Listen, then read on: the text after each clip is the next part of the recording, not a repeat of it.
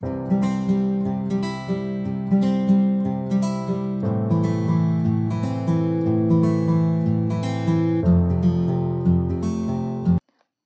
বন্ধু বান্ধৱীসকল, জিৰাগেটিলৈ আপোনালোকক স্বাগতম। আমি ক্ৰমাগতভাৱে ইণ্ডিয়ান হিষ্ট্ৰী পঢ়ি আছোঁ। বৰ্তমান আমি হিষ্ট্ৰীৰ চ'ৰ্চেছ বা সমলবিলাক আলোচনা কৰি আছোঁ। হিষ্ট্ৰীৰ প্ৰধান চ'ৰ্চেছ কেইটা হৈছে পুৰাতাত্ত্বিক, বিদেশী জাতি আৰু সাহিত্য। পুৰাতাত্ত্বিক বুলি ক'লে পইচা আৰু অভিলেখসমূহ আহিব। তেনেকৈ বিদেশী জাতি যিসকল বাহিৰৰ পৰা আহি আমাৰ ভাৰতলৈ আহিছিলে, ভাৰত ভ্ৰমণৰ কাৰণে আহিছিলে আৰু তেওঁলোকে যিবিলাক কিতাপ লিখি থৈ গৈছিলে সেইবিলাক বিদেশী জাতিত আহিব। আৰু সাহিত্যত ধৰ্মৰ লগত ৰিলেটেড থকা আৰু ধৰ্মৰ লগত ৰিলেটেড নোহোৱা সাহিত্যবিলাক আহিব। ধৰ্মৰ লগত ৰিলেটেড হোৱা বুলি ক'লে সাধাৰণতে হিন্দু ধৰ্ম, বৌদ্ধ ধৰ্ম, জৈন ধৰ্ম এইবিলাকৰ কথা আহিব। বৰ্তমানলৈকে আমি হিন্দু ধৰ্মৰ বেদ, বেদান্ত, পুৰাণ, মহাকাব্য এইবিলাক আলোচনা কৰিলোঁ। আজি আমি আলোচনা কৰিম সাহিত্যৰ ভিতৰতে ধৰ্মৰ লগত জড়িত থকা জৈন ধৰ্ম। আমি পাই আহিছোঁ যে বৈদিক যুগৰ অৰ্থাৎ উত্তৰ বৈদিক যুগৰ সময়খিনিত চহৰ ব্যৱস্থাৰ পুনৰ নিৰ্মাণ হৈছিল আৰু তেনেকুৱা চহৰবোৰক জন বা বিশ বুলি কোৱা হৈছিল।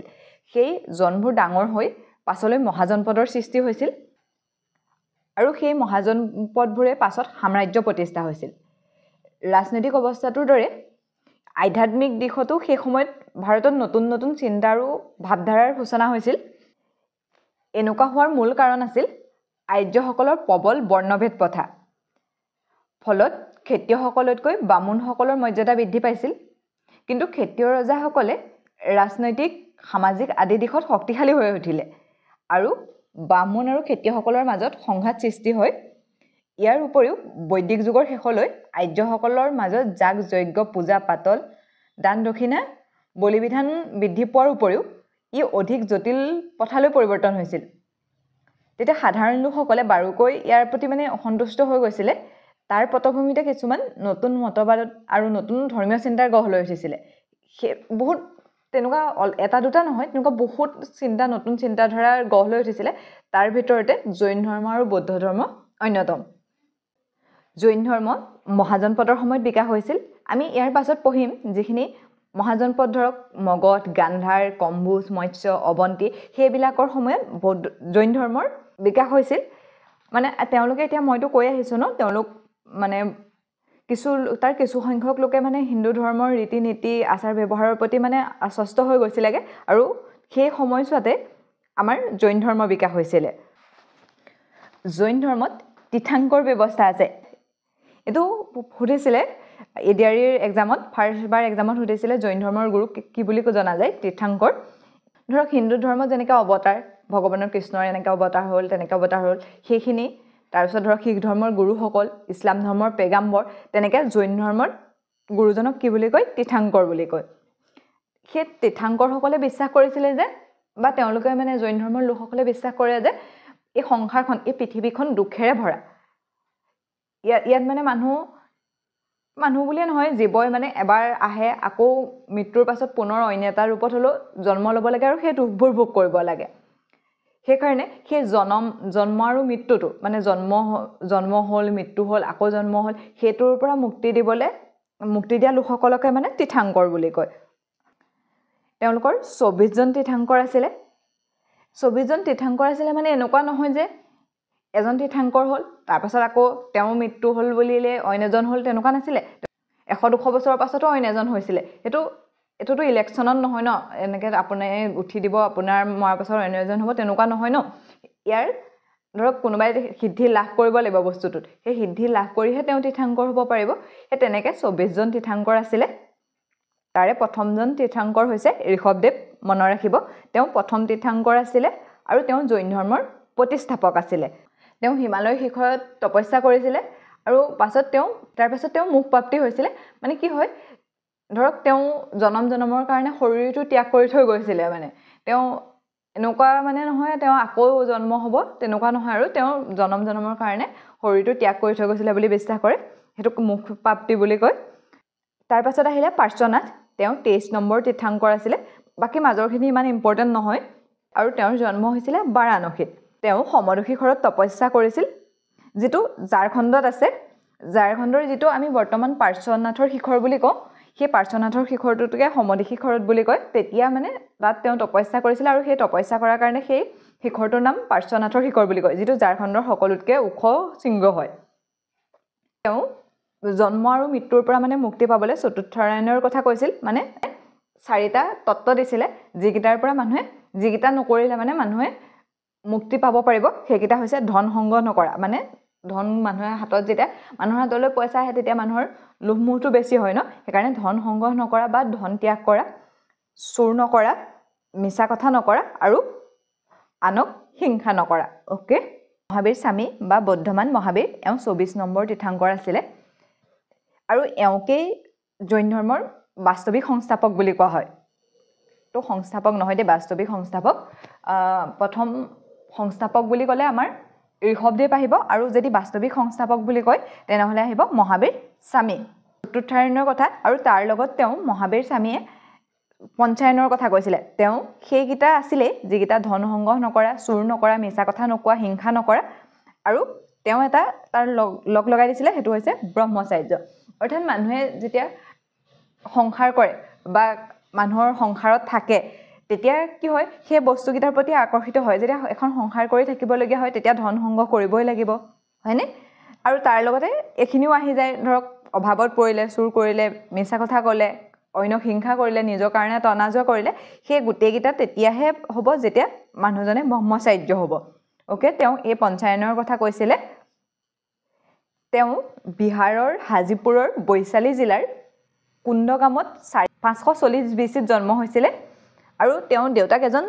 ক্ষত্ৰিয় ৰজা আছিলে দেই তেওঁৰ এজন ৰজা পৰিয়ালৰ আছিলে আৰু দেউতাকৰ নাম আছিলে সিদ্ধাৰ্থ আৰু মাকৰ নাম আছিলে ত্ৰিশলা কিন্তু তেওঁ 30 বছৰ বয়সত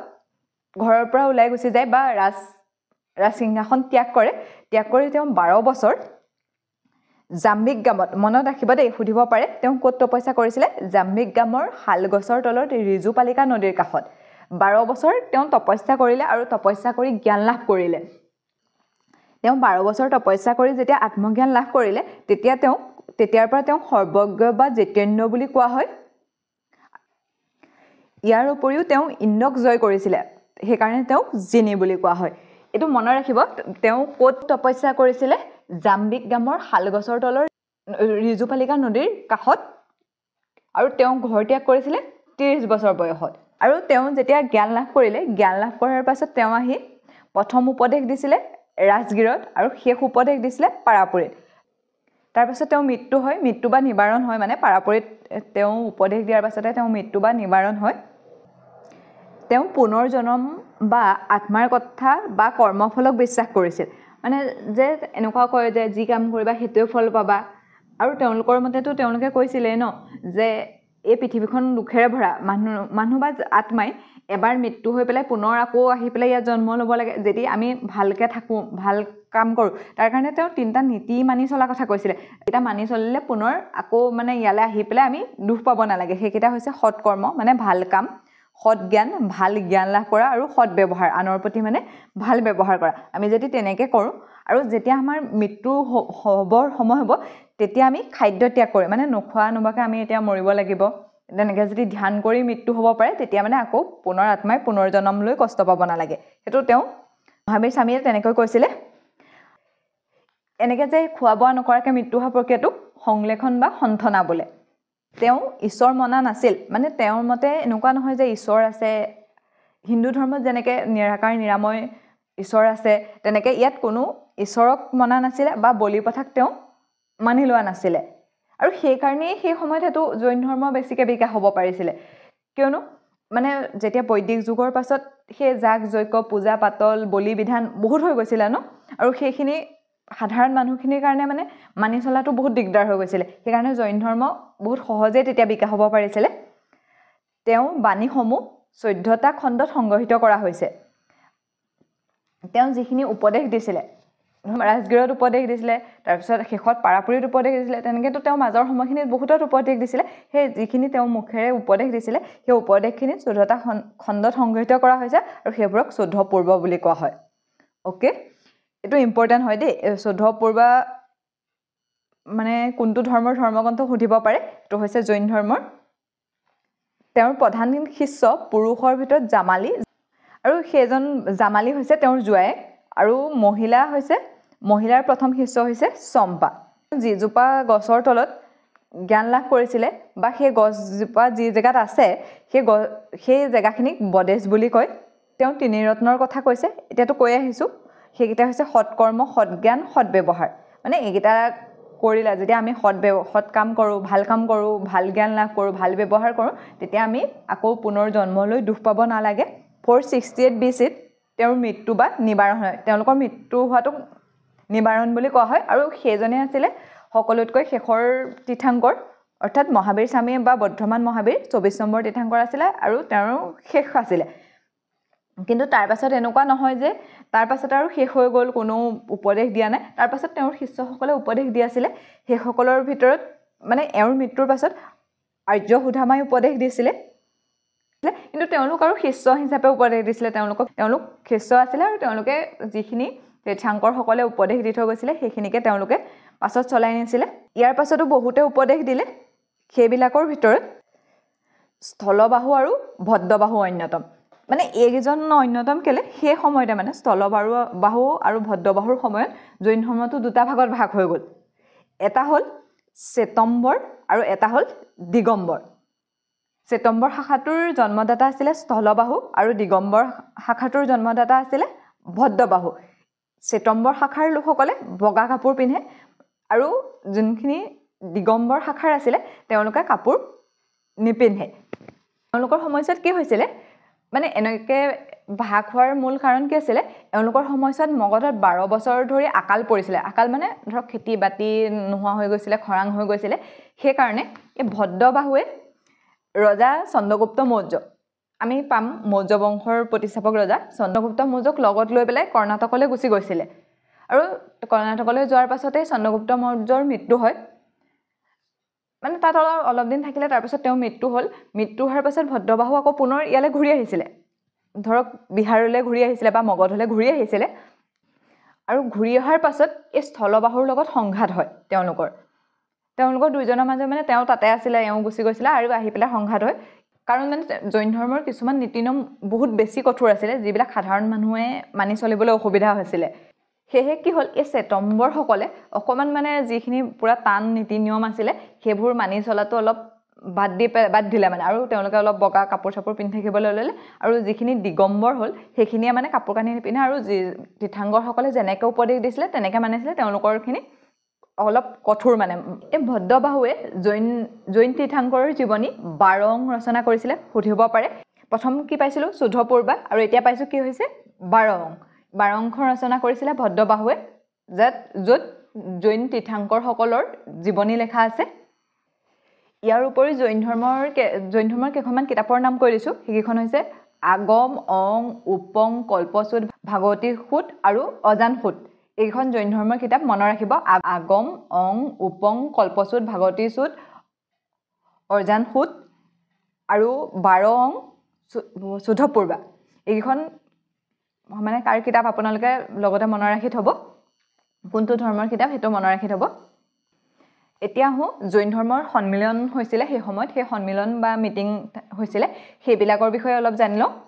প্ৰথমখন হৈছিলে 300 BC-ত হৈছিলে পাটলিপুত্ৰত আৰু ইয়াৰ নেতৃত্ব দিছিলে স্থলবাহুৱে আৰু ইয়াতেই ভদ্ৰবাহুৱে 12 অং ৰচনা কৰিছিলে ওকে দ্বিতীয়খন হৈছিলে 6ষ্ঠ শতিকাত গুজৰাটৰ বল্লবীত